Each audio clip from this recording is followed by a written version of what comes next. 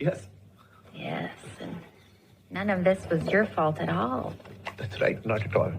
A thought pattern that a reasonable human being must go through should be self-doubt. You can't, I mean, to have zero self-doubt and to always assume that you're in the right would have you vectoring in for a certain type of narcissism. Old therapist told me that when I get close to people, I have a tendency to self-sabotage, and I thought that was bullshit, so I ghosted her. One person is rigidly saying, I'm always right, no matter what, and the other person is saying, I might be wrong sometimes, let's explore that. And they run along a timeline, playing a competitive game with each other. This one's not consenting to it, probably doesn't even realise they're in a competition. This one is all about the competition and keeping it covert and hidden. Who's going to win? Who's going to win? This one's like, win what? The target is going, win? But I didn't even know I was in a game. I thought I was in a relationship. No, you're in a game, silly.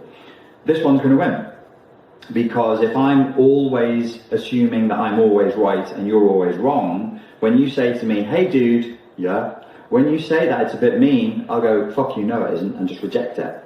I watch people prioritize how they see themselves and defending their own like view of self and ego over like, oh my gosh, my person feels this way. What? In ski boots? How is that possible? Can you run in ski boots? Wait, what? Zach, can you run in ski boots? It's not recommended. Oh, fine. Clomp away. Walk briskly away. I mean, you said run. Making her feel silly, making her feel unsure of herself. He tried to make her feel small. Mark, what do you think gaslighting is? And sadly, when I'm watching the reverse go on, the defending, the nitpicking, give me an example of that over and over and over again. I'm like, yeah, I don't need any proof. Like we're solid. The reasonable, objective, Socratic thing to do is to pick up the accusation and go, how do we know that this is true? Where does this come from? Is there a scenario where it is not true? What's the balanced approach to this? And so on and so forth. But of course, if one person is rigidly saying, I'm always right, no matter what, and the other person is saying, I might be wrong sometimes, let's explore that. And they run along a timeline, playing a competitive game with each other. This one's not consenting to it, probably doesn't even realise they're in a competition. This one is all about the competition and keeping it covert and hidden. Who's going to win? Who's going to win? This one's like, win what? The target is going, win? But I didn't even know I was in a game. I thought I was in a relationship. No, you're in a game, silly. This one's going to win. Because if I'm always assuming that I'm always right and you're always wrong, when you say to me, hey dude, yeah, when you say that it's a bit mean, I'll go, fuck you, no it isn't, and just reject it. Which is, how are you going to explain all of those people who disagree with you? It turns out most of us explain those people the same way, by resorting to a series of unfortunate assumptions. The first thing we usually do when someone disagrees with us... Dumbass! Hey, dumbass! Hey, dumbass! Hey, dumbass! Go be nasty to someone else, go find someone else to try and abuse, and see how that goes, bro. Fill the pool. It overflowed. Do you know what that white pipe is on the side? It's overflowed right into their yard. Pool should fill without flooding the neighbors. Well, it didn't happen that way. Why don't you look at the pool, which is at the very top? Did you turn off the hose? No, you did not. I turned it off. When I came in, I saw it flooding there. You get a star. On top of that, you really should not fill it because we need to empty it to fix it. Henry, we don't need to empty it to fix it. Yes, we do. There are leaks. How do you know there are leaks, Henry? That's the whole reason. How do you know there are leaks? Because we, every day when the pump was going, we were losing this much water. And then That's not true. Yes, it is. I'll send you the leak report.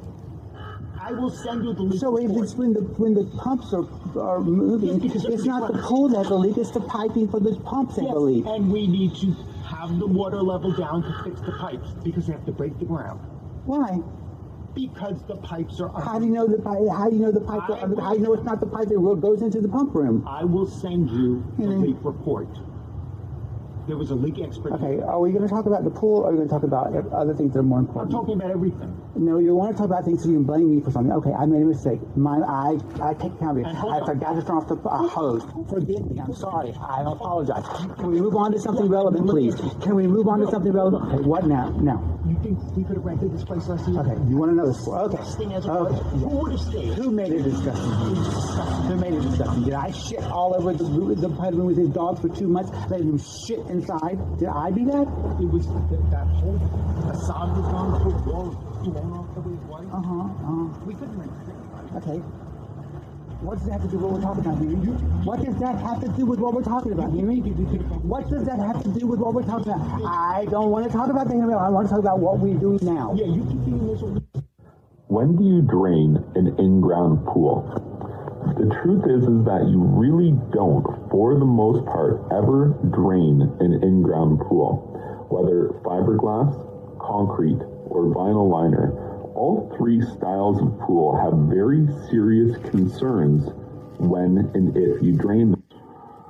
And the cost to repair this pool back and put it back in operational condition is over $80,000. So please, never drain a swimming pool. Everything you say is this contempt, this stream of dislike and irritation. I don't want you over my shoulder. I'm not over your shoulder. They fully believe that that is what is the truth.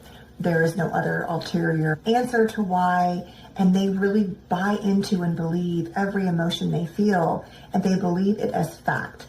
And it is something that in the moment is very real and very intense to them, even if from the outside you see it as, well, that doesn't make sense, or let's just think this through for a minute.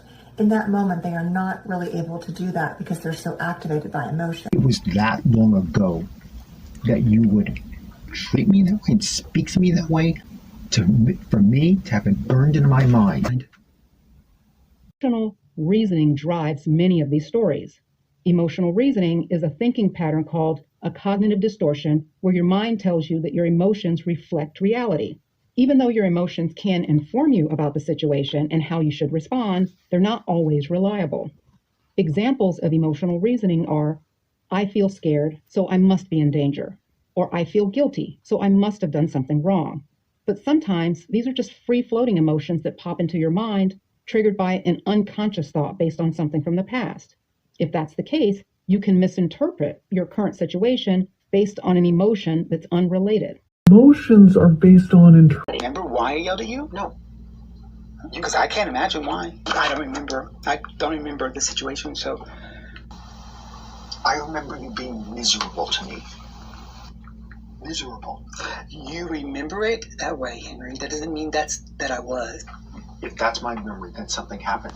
As a result of that, often later, their emotional memory is often really poor and really inaccurate. And so they have a really hard time looking backwards into something and seeing it as, different than what they felt it to be. So their emotional memory is often inaccurate and very strong and very hard to sway after the fact. Borderline personality disorder, there may be some type of impairment in recognizing facial expressions correctly, and this might lead to some of the problems with interpersonal relationships. Now, we know from the research that this idea is generally supported. We've identified deficits in recognizing neutral and ambiguous facial expressions with individuals with borderline personality disorder. We also see that many articles have this element of bias indicated as well, and particularly a negative bias. So it's not just an inability to recognize the facial expressions, it's adding something negative into those facial expressions that wasn't actually there. There is evidence that suggests that this deficit in recognizing facial expressions associated with borderline personality disorder is for all of the facial expressions. Although some articles indicate that this impairment seems to be especially evident for anger and disgust. So how can we apply the findings from the study? How is this useful in the world of mental health treatment? Well, the findings from this study really tell us that individuals with borderline personality disorder, when they're in an argument with another individual, may have a compromised ability to detect signals that the other individual is trying to end the argument, like signals of cooperation, for example. So when an argument would naturally have less intensity, when it would be dissolving, that individual with borderline personality disorder wouldn't be able to see those signals and therefore wouldn't respond in a way to help that argument to end. So here we may see one piece of the puzzle that helps explain this relationship between borderline personality disorder and difficulty with interpersonal relationships.